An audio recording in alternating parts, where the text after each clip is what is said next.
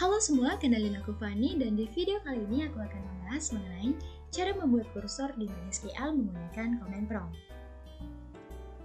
Baik, pertama aku akan jelaskan mengenai pengertian dari kursor. Kursor merupakan suatu variabel yang digunakan untuk menampung hasil query yang terdiri atas lebih dari satu record. Kursor dapat diilustrasikan sebagai penampung sekaligus pointer atas hasil eksekusi query. Fungsi dari kursor yang pertama menghasilkan record-record tertentu secara spesifik dan membantu akses storage prosedur yang berhubungan dengan manipulasi data serta dalam penggunaan trigger. Kursor dapat dibagi menjadi dua. Yang pertama ada kursor implisit yang merupakan kursor yang tidak perlu dideklarasikan pada bagian declaration. Selanjutnya ada kursor eksplisit yang merupakan kursor yang harus dideklarasikan di bagian declaration. Baik, di sini ada tahap eksplisit dari kursor. Yang pertama ada declare, yang merupakan deklarasi kursor pada SQL yang akan digunakan.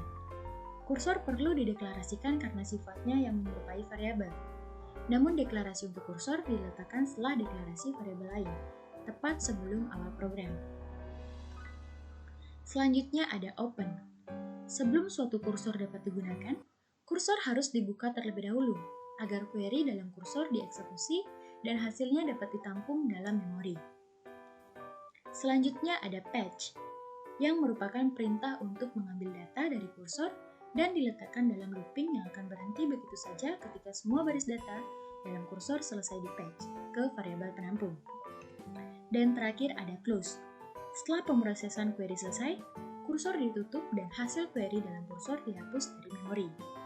Menggunakan command prompt. Pertama, kita buka exam terlebih dahulu untuk mengaktifkan MySQL. Nah, di sini sudah terlihat bahwa MySQL sudah aktif, maka langsung saja kita ke command prompt. Nah, pada command prompt, kita harus mengarahkan direktorinya ke direktori exam dengan menggunakan perintah change directory. Setelah itu, kita harus login ke MariaDB menggunakan username root. Nah, jika tampilannya sudah seperti ini, maka artinya kita sudah berhasil untuk login ke MariaDB. Dan selanjutnya, kita akan membuat sebuah database yang mana nama dari database tersebut adalah database perpustakaan dengan query create database perpustakaan.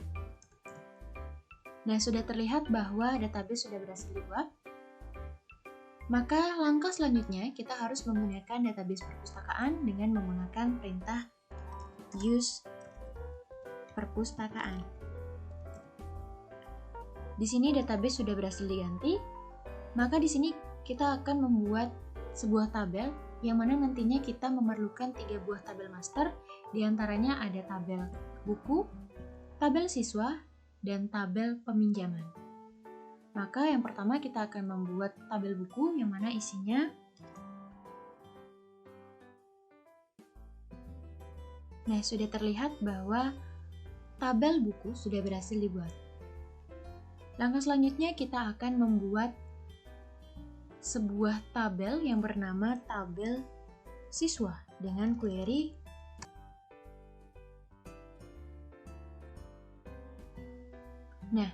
tabel dari siswa sudah berhasil dibuat.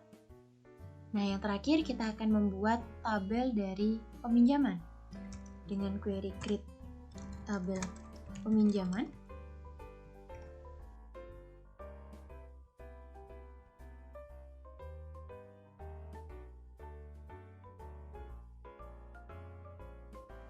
Maka langkah selanjutnya kita akan melakukan insert buku atau menambahkan data pada tabel buku dengan query insert.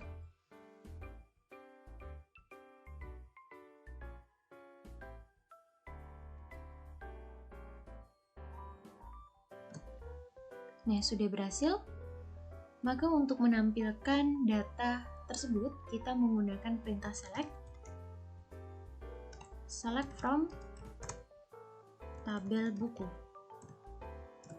Nah, sudah terlihat bahwa buku pada ID pertama itu bernama pemrograman bahasa C dengan jumlah 500. ID kedua merupakan pemrograman Python dengan jumlah buku 100. Dan yang ketiga ada ID buku ketiga, itu ada dasar-dasar basis data dengan jumlah buku 150 buah.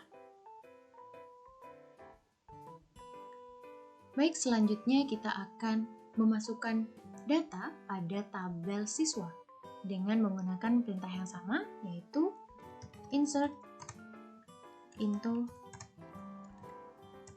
siswa values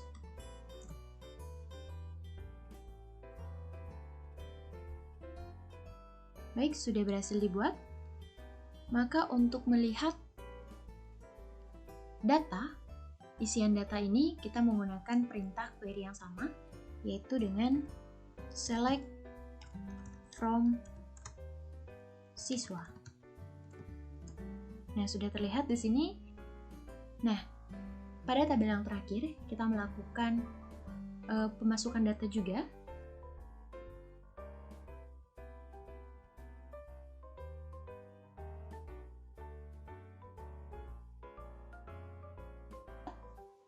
Untuk menampilkan isian data, kita harus menggunakan perintah yang sama, yang mana itu adalah perintah select from peminjaman.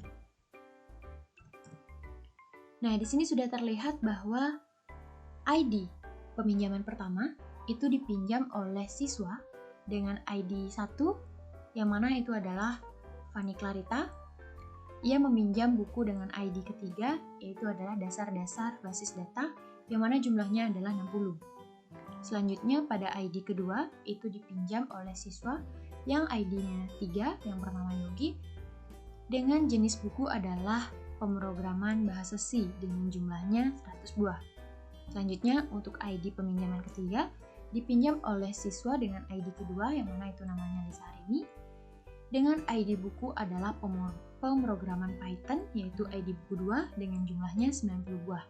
Dan yang terakhir, ada ID peminjaman 4, yang mana ID siswa adalah 1, yaitu Fanny Clarita, dengan ID buku 3, yang bernama dasar-dasar basis data juga, dengan jumlah yang berbeda, yaitu ada 140 buah.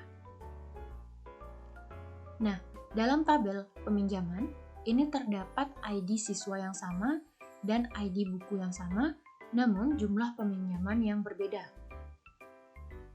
Ini bisa kita jumlahkan menjadi satu, yaitu nanti kita buat sebuah tabel laporan untuk menjumlahkan data yang sama.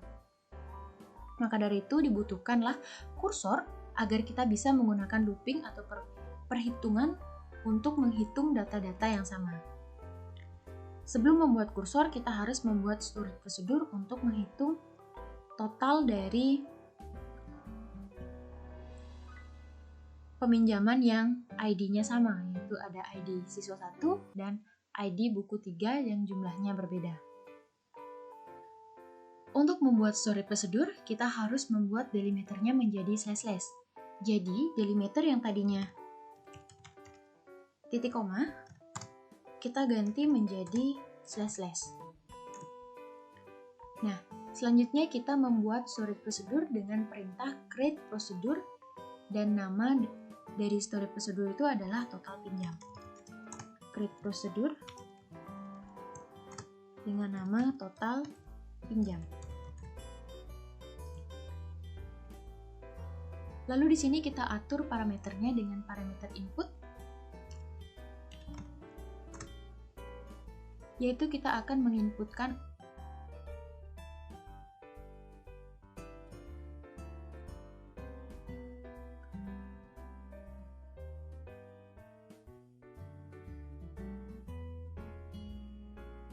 maka storage prosedur total pinjam berhasil dibuat.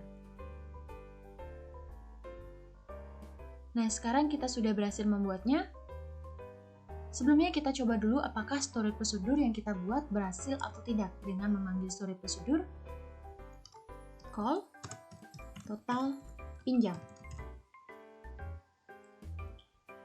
Namun sebelumnya kita harus mengubah delimiternya menjadi delimiter titik koma. Agar memudahkan kita, untuk meletakkan akhiran dari perintah atau query.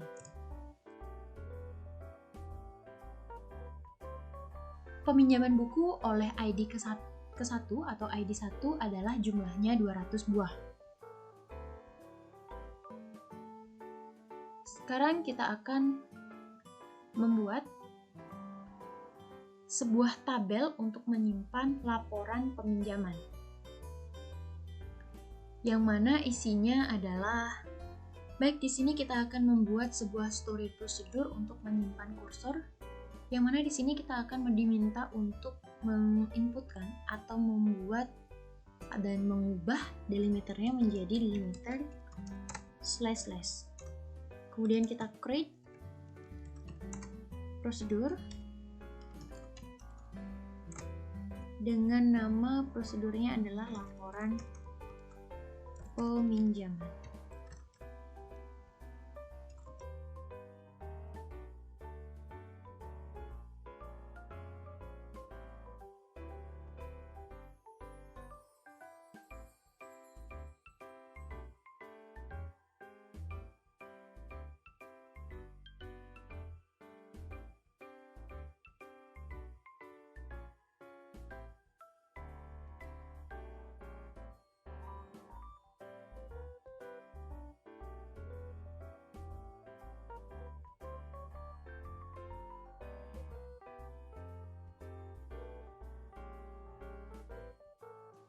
Baik, query oke dan sukses, maka kita untuk memanggil storage prosedur dari laporan peminjaman, kita harus mengubah delimiternya menjadi delimiter titik koma. Kemudian kita call laporan peminjaman.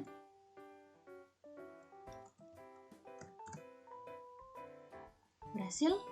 Lalu kita akan men-select storage prosedur yang akan kita buat untuk menampilkan data yang telah kita inputkan tadi. Select from laporan peminjaman. Maka hasilnya adalah seperti ini, yang mana ID laporan peminjaman 1 itu yang bernama Fanny Clarita, jumlah pinjamnya adalah 200, yang mana tadi adalah penjumlahan dari tabel peminjaman 1 dan 4. Baik, kita akan melihat tabel yang sudah pertama kali kita buat, yang mana itu adalah tabel peminjaman sebagai pembanding bahwa kursor yang telah kita buat berhasil. Nah, di sini seperti yang kita lihat bahwa ID siswa 1 itu memiliki ID peminjaman yang berbeda, namun di sini siswa tersebut memiliki ID buku yang sama atau jenis peminjaman buku yang sama, namun jumlahnya yang berbeda. Maka dari itu, kita bisa menjumlahkannya dengan kursor agar menjadi 1. Maka dari itu, di sini kita sudah membuat storage prosedur dari laporan peminjaman, yang mana di sini sudah dijumlahkan bahwa siswa dengan ID 1 yang namanya Fanny Clarita itu jumlah peminjaman totalnya adalah 200. Seperti yang kita lihat di sini, pada ID peminjaman 1 dan 4 itu merupakan milik dari ID siswa dengan 1 dan 2 yang bernama Fanny, yang mana jumlahnya adalah 60 dan 140 yang ditambahkan, yang mana hasilnya adalah 200. Baik, demikian cara kerja dari kursor di MySQL melalui CMD atau command prompt. Terima kasih telah menyaksikan dan selamat mencoba.